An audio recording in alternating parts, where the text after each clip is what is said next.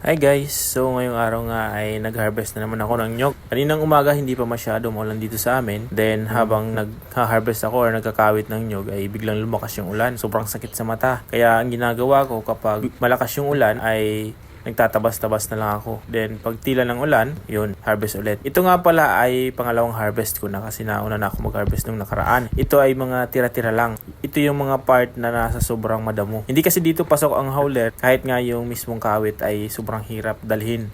Kasi nga sobrang damo kaya iniiwan ko talaga ito. Pangalawang harvest ko na lang ito pero kunti na lang ito, siguro mga 300 pieces na lang. Ito nga yung naisipan kong gawin ngayong araw dahil kaninang umaga ay hindi pa masyadong maulan. Dahil kung maulan na kaninang umaga ay hindi ko muna sana gagawin to, hindi muna ako mag-harvest ng nyog. Mas unahin ko yung aking ulingin kasi wala na rin kaming panggatong. So sobrang kasing daming gawain dito sa aming farm ay kahit ako naguguluhan na kung alin ba yung unahin ko. Kaya ang ginagawa ko, araw-araw talaga iba yung schedule ko na gagawin. Nababago lang yun dahil sa panahon. Minsan kasi yung mga gagawin ko ay kailangan dapat mainit. Pag maulan, hindi pwede. Kaya nababago. So mamaya-maya nga pala ay magdi-drain ako ng pool dahil yung pool ay madumi na.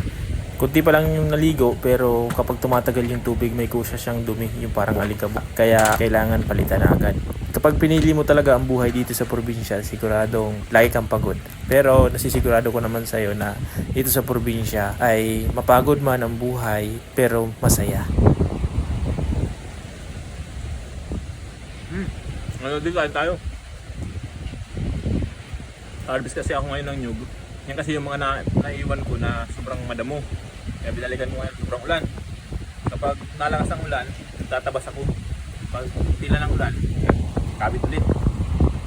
So ngayon kain. Ginatang tilapia, ulam.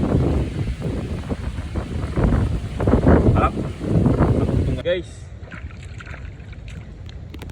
nilalamig na ako. Kailangan na namin i-drain tong pool kasi madumi na. Kunti pa lang naligo dito pero may mga madumi na siya. Kaya i-drain ko na. May takip yan dyan. Pero yung takip na mayroong leak konti. Tapos may takip doon.